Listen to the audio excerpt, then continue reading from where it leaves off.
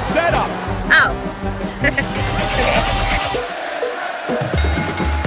Welcome if you're entering the bell. This is Diaz. And the Sriracha Muchacha, Paloma Star. We're back with the Night of Champions review. Hey, I'm so glad you're wearing this. I was really hoping you'd bust out your Trish Stratus gear. I screamed when she walked out with that. Yes! I feel like I'm kind of emotional lately. I don't know what's going on. So good. Okay, I don't know if I'm ready for this. The ones that watched live stream knew that. I was like tearing up watching that Trish match. And then the night before I went to go see Little Mermaid and I was like bawling. Having a little bit of a little nostalgia. It was so good. Let's jump right into Let's go. Trish Stratus versus Becky Lynch, Night of Champions. Oh my god. First of all, I think we need to note that there were 3 women's matches. Yes! Oh my gosh! Not only did we come a long way from like women's wrestling being even present in Saudi Arabia, but have we come a long way from the bodysuit big t-shirts era of Saudi Arabian women. And now we have 3 women's matches. This is amazing. I love it. Yeah, and Trish definitely served with her Raw main event homage look that's pink and black. It was so cute. And then behind there's a thank you, Trish. As you should. Oh my god, did you see the press conference video? That Saudi crowd was like eating her up. It was amazing. Oh my god, I love it. And then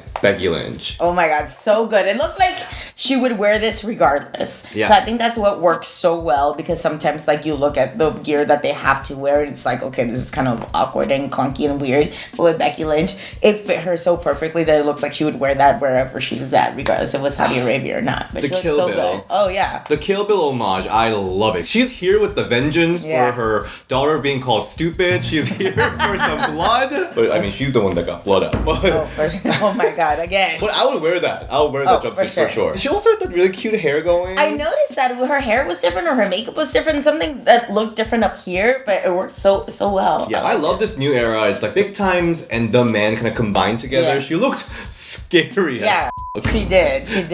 I love it. I hope somebody looks at her and be like, let's cast her for a movie and keep her in it this time. Let's not edit her out. No.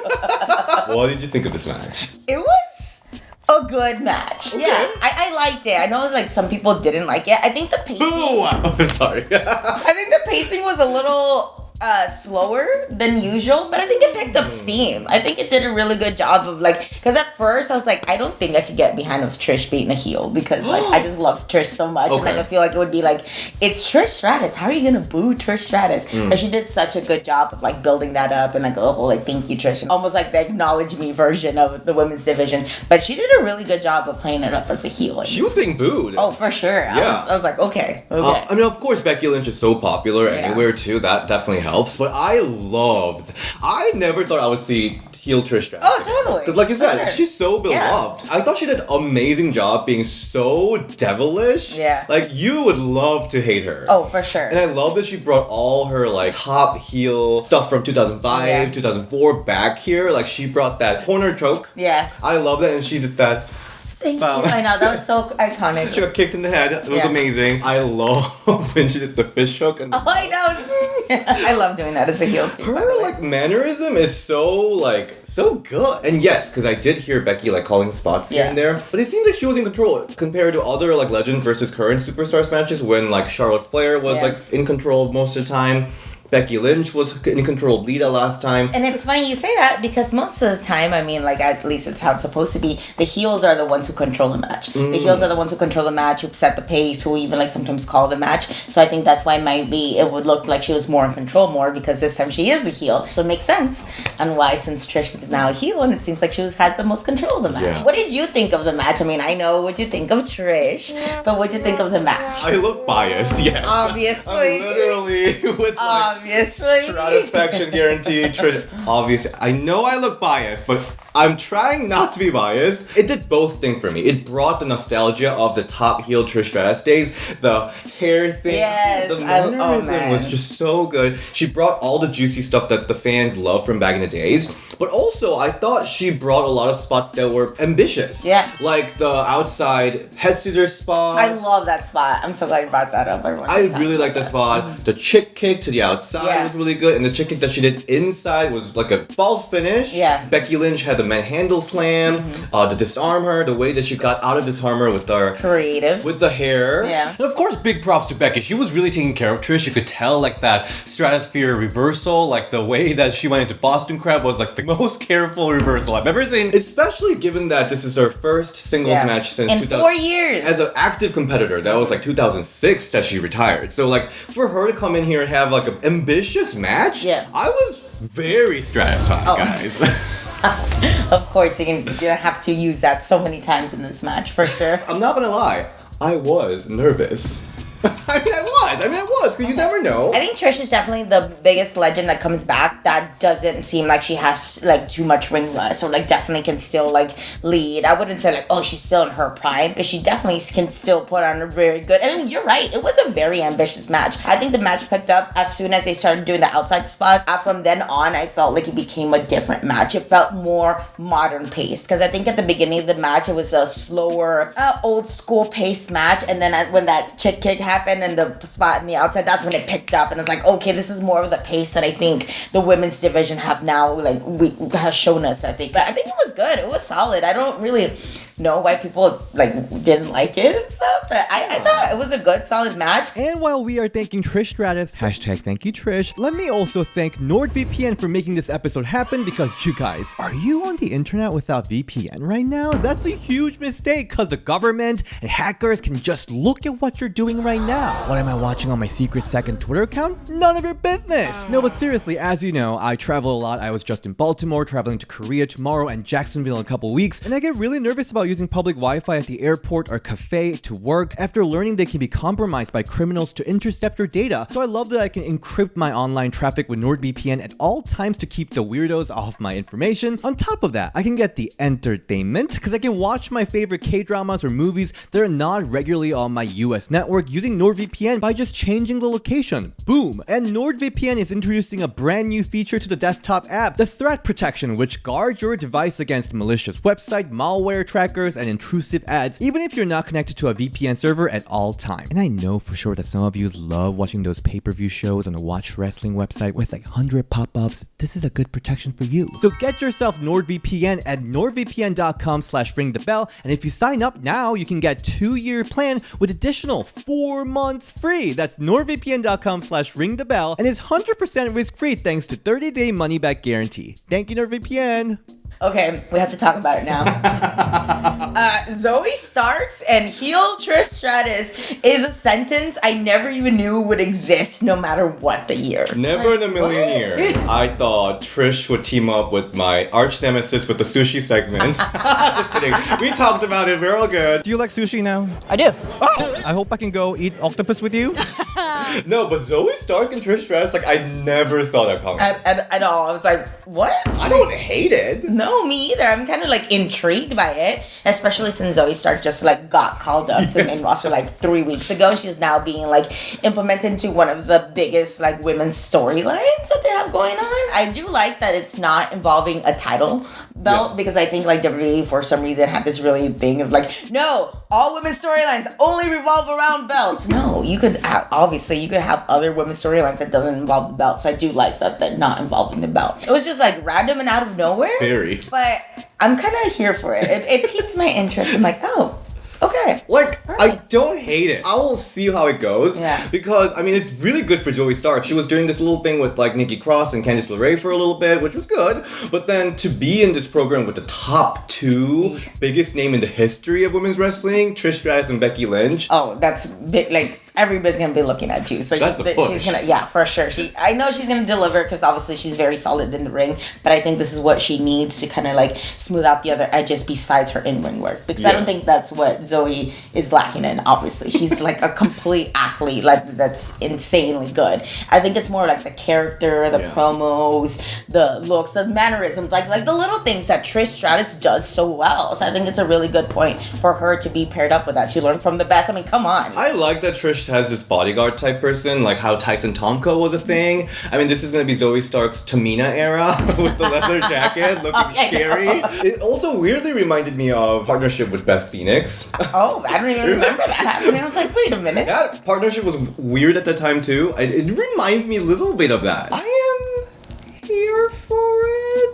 Yeah. I mean, this is also a good way of getting like Trish Stratus still be involved without necessarily having to bust out match after match, like singles match and stuff. The other thing that I also do like about this too is that, Legend coming in, there's gotta be some purpose, right? Like pushing the today's or tomorrow's talent. I mean, Becky Lynch doesn't really need that, for sure. But for Zoey to get something out of this would be amazing. 1000% agree, for sure. Are you ready for Stratusfying SummerSlam? Oh. Because I am. I know you are. Detroit, we all know. Wait, I have one question before though. Where does this leave Lita? Oh, just chilling somewhere. That A&E show? she's drafted to that. You got drafted to the A&E show? Oh A&E show. I love Lita. Yes, I'm a Trish fan, but it kind of hurts to see her getting that treatment again. But the second match, we got Bianca Belair versus Asuka for the Raw Women's Championship, even though they're both in SmackDown. But it's okay. We're not going to talk about that. It was never even acknowledged. Oh my Never. God. It was no Mania match, but it was still good. I feel like my standards were a little too high for these matches. I also don't really know why it was different. Can't really put like my finger on it. I mean, besides the finish. I was gonna rely on you on fingering. What was going on? I'm sorry, but I was yawning. But why am I yawning? Yeah, I don't know what it was. Maybe because like Asuka was working more like heel in this match. Maybe. I don't know, but I don't think she necessarily did anything too different that she wouldn't do in anyways. I don't know what it was. Maybe it was just like the vibe, the mood. Because I feel like when Bianca came out, she wasn't her usual super happy self. Like, because you could always tell when somebody's gonna lose in her entrance. You could tell? I think I could. I was like looking for it already, and then I saw it because I was like wanting to see it. But I was just like, is she already like upset? You could already see it in her face. If I were Bianca, I'd be like, finally, I'm losing it so that people won't boo me anymore. I was thinking about like Asuka's heel days in NXT. She like dominated her opponents. Yeah. But with Bianca being so dominant, I feel like that kind of like clashed. It's almost. like whenever you put like two magnets together, like the opposite ends, and then like don't go like half the match was Asuka messing with Bianca's hair. Yeah. And then she was also all of a sudden, working her arm. body part. Yeah. So I just feel like there wasn't like a consistent story they were telling in this match. That's what I got. I love the finish. The finish was so creative. I loved it. I kind of wish that was maybe teased a little bit more. Maybe that could be like the recurring string that attached the beginning of the match to the end of it, or like throughout of it. It did feel like two separate matches. Maybe that's what it was. But I mean, there was still some really good spots. I still love that Bianca still got to showcase her strength, obviously. But I did like that Asuka got to be a little bit more heelish. But I don't think she's like as heelish as even like Trish, honestly. Oh, right. Especially with the miss and her like laughing and when she's like hurting her and stuff. I still feel like Trish did a better job of being a heel. I mean, Trish is Trish Stratus, let's be honest. Okay. We all know that. Steel stairs. Which were used so much. In every women's match. So much. What was the vendetta against steel stairs? I don't know. I noticed that too. Asuka did the mist, which missed. And then Asuka, well, speaking of finger, Asuka like started spinning all over, misted her finger, and then put that into Bianca's eyes. I loved it. Yeah, me too. That was so creative. Yeah. So creative. I love that. I wanted to jump a little bit before that, the spot where they went to the outside and they were like kind of like shoving each other, and then I think they were supposed to like fight and then the count and then keep on fighting the ring. But that spot seemed so like odd and like weirdly placed. Like I felt like they weren't pushing each other enough. I feel like they weren't committed to the spot. Almost like, I'm like, oh shit, are they like really not shooting each other because the shoves weren't hard enough? It just seemed like they seemed very unsure. What's supposed to happen there? I'm like, oh, maybe that's what's going on in this match, because I couldn't really figure it out until, and then that spot happened. I'm just like, what was? I could not figure out what that spot was supposed to be, and that's why I'm like, maybe they're supposed to shove each other back and forth and keep on fighting and fight in the inside and keep on fighting in the inside. That just didn't work. It was just odd. It was definitely a very odd match. Things just did not click. Yeah. But the ending was a gag. Yes. Love the finish. Oh my gosh. Shout out to whoever came up with that. So cool. So creative. Yeah, I feel like she,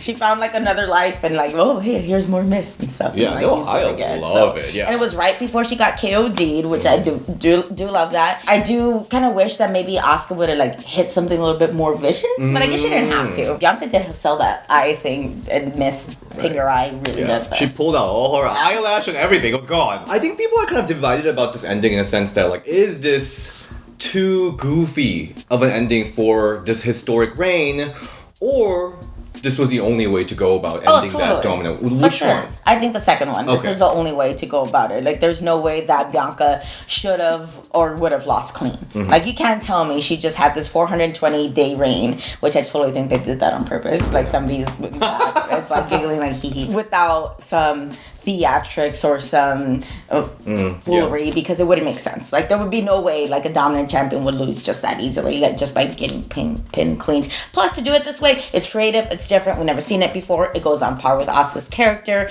I just want to see like, okay, let's keep on going, what's next? But maybe they just had an off day, and it's so weird because it's not necessarily anything was like botched or not anything was like inherently wrong. It was just didn't really click together. Yeah, I mean, I am disappointed in the sense that her historic reign ended with like kind of a mayhem match, but the ending was what it needed to be. Yes. I was gagged, I was here for it, so I was very happy about it. I don't think it diminishes her reign though. I don't think so. No. So what do you think's next for Asuka? Well, first of all, let's figure out the belt situation. Yeah. Like, SmackDown doesn't have that many faces. Right now, it's Charlotte and Shotzi that's like the baby faces. I don't know. I feel like every time the belt exchanges hands like this, I feel like the first, like, next storyline or next challenger for the belt is always like a throwaway. Kind of filling out process. Oh, right. You know? But I gotta say, with Io possibly breaking up with Damage Control? Now that's where it's at. Just give me a 25-minute Io and Asuka match.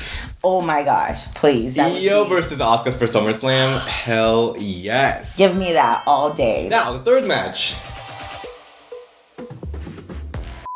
Thank you so much. I know, because that's all we're gonna talk about. All right, bye. Natalya on her freaking birthday. Are you freaking kidding me? And at this point, Natalya was a WWE Queen of Saudi Arabia or something. Yeah, because she was like in the first match that happened. The disrespect.